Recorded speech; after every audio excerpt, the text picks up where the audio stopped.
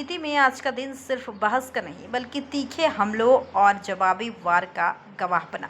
पटना में विधानसभा के विशेष सत्र के दौरान जब मुख्यमंत्री सम्राट चौधरी सदन में बोलने के लिए खड़े हुए तो चर्चा विकास से ज्यादा सीधे व्यक्तिगत आरोपों और सियासी टकराव पर आ गई। अपने संबोधन में मुख्यमंत्री सम्राट चौधरी ने राष्ट्रीय जनता दल आरजेडी और खास तौर पर लालू यादव पर जमकर निशाना साधा। उन्होंने कहा, जो व्यक्ति अपने परिवार में अपनी बहन को सम्मान नहीं दे सकता वो बिहार की बहनों को क्या सम्मान देगा। यह बयान सीधे तौर पर रोहिणी आचार्य की ओर इशारा माना जा रहा है और यही से सदन का माहौल और ज़्यादा गर्म हो गया। लेकिन यह सिर्फ शुरुआत थी। मुख्यमंत्री ने अपने पुराने अनुभवों का जिक्र करते हुए कहा कि लालू यादव ने उन्हें जेल भेजा और उनके 22 परिवार के सदस्यों को भी जबरदस्ती जेल में डाला गया। उन्होंने कहा, अगर मेरी राजनीति में लालू यादव का अत्याचार नहीं होता तो शायद मैं आज मुख्यमंत्री नहीं बन पाता। यानी जिस संघर्ष की बात आज हो रही है वो सीधे सत्ता तक पहुंचने की कहानी से जुड़ा हुआ है। सम्राट चौधरी ने यह भी कहा कि कोई गलतफहमी में मत रहिए, अगर व्यक्तिगत हमला करोगे तो व्यक्तिगत बातें सुननी होंगी। उन्होंने भारतीय जनता पार्टी का जिक्र करते हुए कहा कि पार्टी ने उन्हें नेता प्रतिपक्ष बनाया, 2 बार डिप्टी सीएम बनाया, प्रदेश अध्यक्ष बनाया और अब मुख्यमंत्री बनाया। साथ ही उन्होंने ये भी माना कि लालू यादव बड़े नेता हैं, इसमें कोई दो राय नहीं, लेकिन अगर वो सिर्फ अपने लिए नहीं जीते होते तो आज हर कोई उनके साथ खड़ा होता। अब सवाल यह है कि क्या ये सिर्फ राजनीतिक हमला था या फिर आने वाले बड़े टकराव का संकेत, क्योंकि इस बयान के बाद आरजेडी की तरफ से तुरंत पलटवार भी सामने आया। आरजेडी विधायक आलोक मेहता ने प्रतिक्रिया देते हुए कहा कि व्यक्तिगत आक्षेप नहीं लगाने चाहिए और घर की बात को घर के अंदर ही रखना चाहिए। उन्होंने यह भी साफ कहा कि डिग्री पर सवाल उठना कोई व्यक्तिगत हमला नहीं है, ये सार्वजनिक मुद्दा है। यानी एक तरफ मुख्यमंत्री का सीधा और तीखा वार तो दूसरी तरफ आरजेडी का संयमित लेकिन स्पष्ट जवाब। अब आपको सुनाते हैं सम्राट चौधरी ने क्या कहा।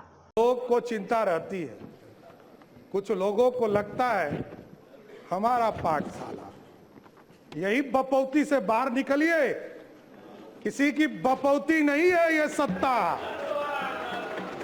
ये जो मुख्यमंत्री का पद है ये 14 करोड़ बिहारियों का आशीर्वाद है, इसलिए आज मैं बैठा हूं। नीतीश कुमार जी का, नरेंद्र मोदी जी का, नितिन नवीन जी का, चिराग पासवान जी का, उपेंद्र कुशवाहा जी का, जीतन राम मांझी जी का, सबका आशीर्वाद है, तब तो यहां बैठा हूं। कौन गलतफहमी में है? कौन कहता है किसको बनाया? कहां से गलतफहमी हो गई आपको? अरे मेरी तो राजनीति उत्पत्ति हुई है, मैं बता रहा हूं इस सदन के अंदर। नीतीश कुमार जी को मुख्यमंत्री बनाना था। 94 में समता पार्टी का निर्माण हुआ, मेरे पिताजी संस्थापक सदस्यों में से एक हुए।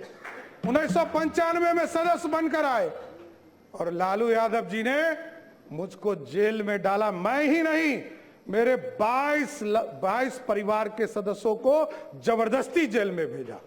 लोग कहते हैं लालू यादव का, इसलिए मैं ऑफिशियल बयान कर रहा हूं, इसलिए मैं कोट कर रहा हूं कि लालू यादव जी ने मिलर स्कूल के मैदान में क्षमा मांगा था कि हमसे गलती हुई, इसलिए बोल रहा हूं। और मेरे कई चीजों पर ये लोग चर्चा करते, केस, मैं तो कह ही रहा हूं इस सदन में कई बार मैंने कहा, नीतीश जी नहीं होते तो लालू जी मुख्यमंत्री होते क्या? लालू जी को भी मुख्यमंत्री नीतीश कुमार जी ने बनाया, ये आपको जानकारी होना चाहिए। यहां बैठे हैं वरिष्ठ साथी, इन लोगों से मिलिएगा, आपको पता चल जाएगा। और कोई किसी के पाठशाला से नहीं होता है। मैं तो कहा कि मेरी राजनीति में लालू यादव जी का अत्याचार नहीं होता तो मैं बिहार का मुख्यमंत्री नहीं बन पाता, नहीं तो जेल नहीं जाता, ना इस राजनीति में आता, मैं तो दूसरे रास्ते में चला जाता। इसलिए कोई गलतफहमी में मत रहिए। हमको अब सबसे बड़ा सवाल, क्या बिहार की राजनीति अब विकास बनाम व्यक्तिगत आरोपों की दिशा में जा रही है या फिर यह सिर्फ सदन के अंदर की गर्मी है जो आने वाले दिनों में और बढ़ने वाली है? फिलहाल इतना तय है, बिहार विधानसभा का यह सत्र सिर्फ कानून और नीतियों के लिए नहीं बल्कि सियासी टकराव के लिए भी याद रखा जाएगा।